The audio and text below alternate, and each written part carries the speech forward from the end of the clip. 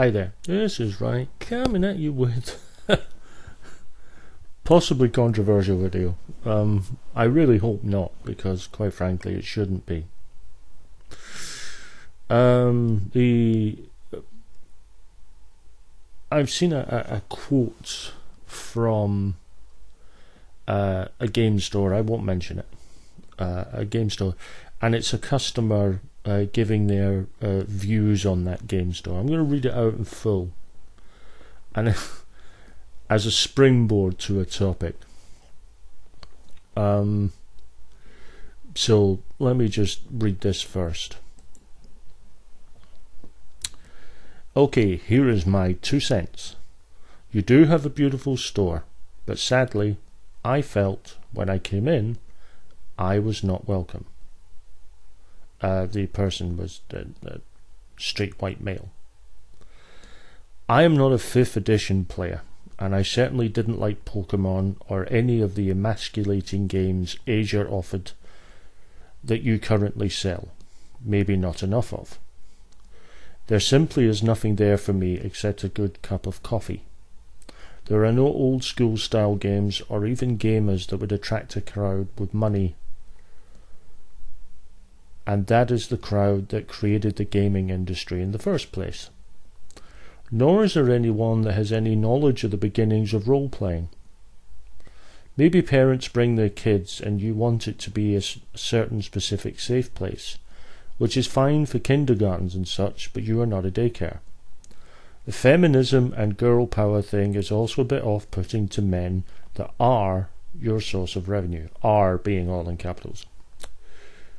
I understand your wife really runs things, but it simply doesn't work. I hope you get the money, I really do. But your base is not what you think. Or not what you would think. You would almost be better off buying used 1st, 2nd and 3rd edition books off eBay and reselling them for a bit of profit at your store. Best of luck, and I hope some of this seeps in. If not, Foco, I have no idea what that is, could always use another daycare facility. And the proprietor of the gaming store has simply placed at the bottom, yes, these people do exist. Where do I begin? Speaking as a straight white male gamer, a guy's talking utter nonsense. Simple, but true.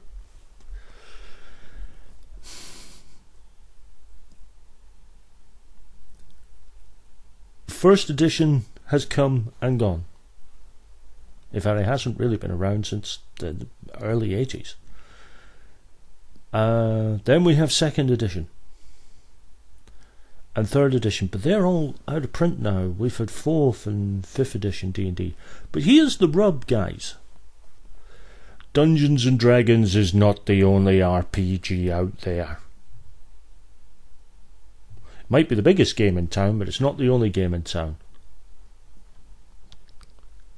Similarly, how is Pokemon emasculating?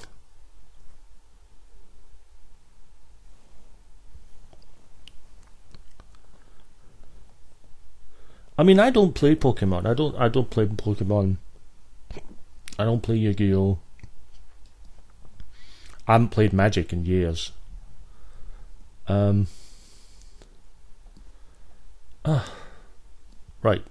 Focus. RPGs. There's lots of good old school feeling RPGs out there. There's lots of great RPGs out there. I mean, even just fantasy games. I mean, Shadow of the Demon Lord has got that kind of old school vibe to it. Warhammer's just come out with a new edition.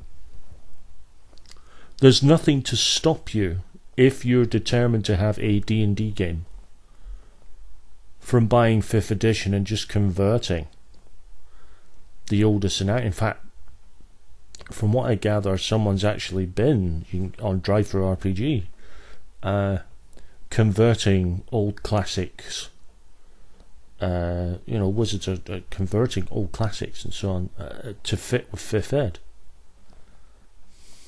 You can buy Keep on the Borderlands for 5th Ed, as far as I'm aware. I'm on record. I don't own D&D. I've played it. I do play it, but I don't own it. I have no interest in owning it. The same with Pathfinder. But there's lots of fantasy games out there. But what is a store owner supposed to do? Only cater to older games? As for not knowing the history of your hobby, but I don't really care if someone doesn't know that a certain game happened way back. They're not playing that way back game. They're playing the game now.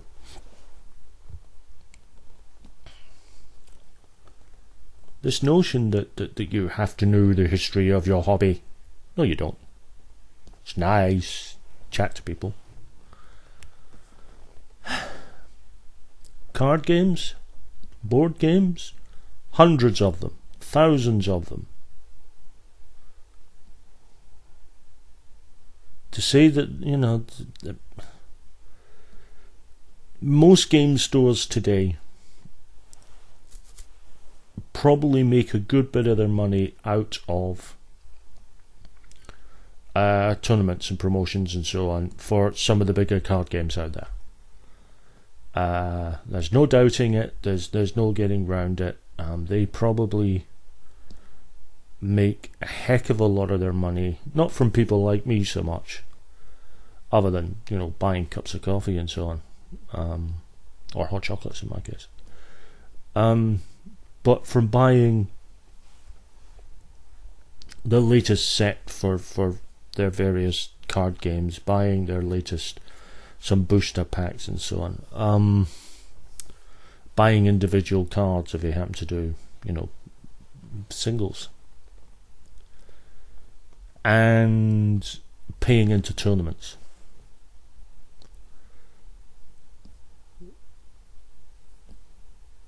Game stores have to survive, and if surviving means they do these big tournaments for the big card games, Pokemon, Yu-Gi-Oh, Magic, so on, then that's what they do. Not sure where emasculating comes from.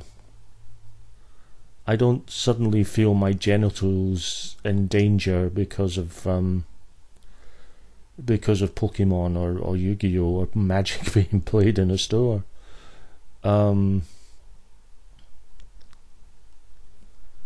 As for marketing to women, or marketing outside of the straight white male gamer, I hate to break it to people. Straight white males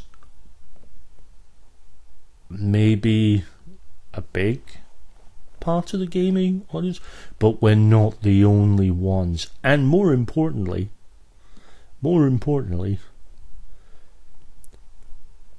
having games that might interest people who aren't straight white male gamers, doesn't mean that straight white male gamers have been left to the side. We haven't been, we never will be. What this guy seems to be advocating is that those things that do appeal outside of that demographic shouldn't be focused on or shouldn't be looked at. And that's utterly insane to me.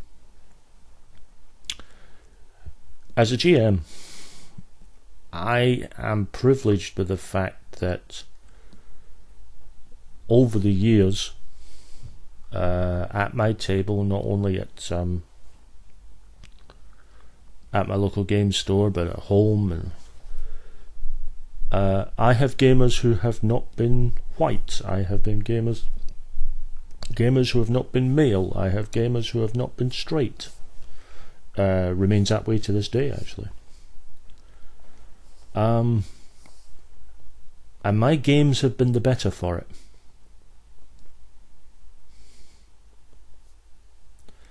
My games are actually better for not being focused on straight white males. So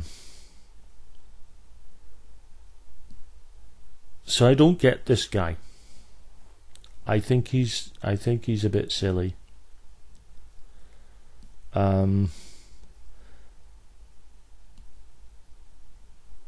I place it as an RPG.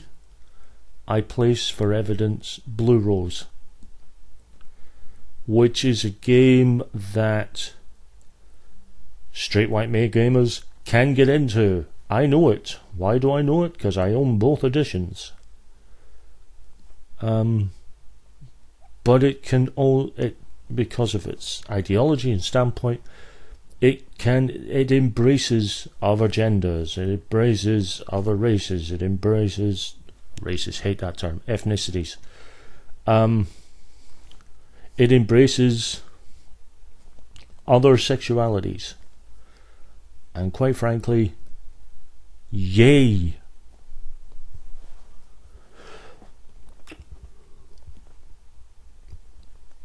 If we persist in this dinosaur mentality of straight white male privilege in gaming, not only will we look stupid, and certainly that guy looks bloody stupid,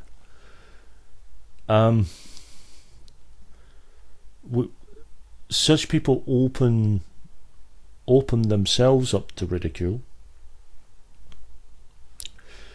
and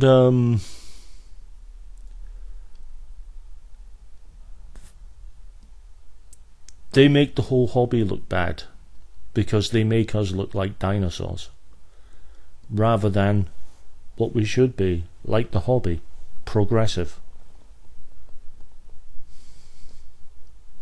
So I found that amusing.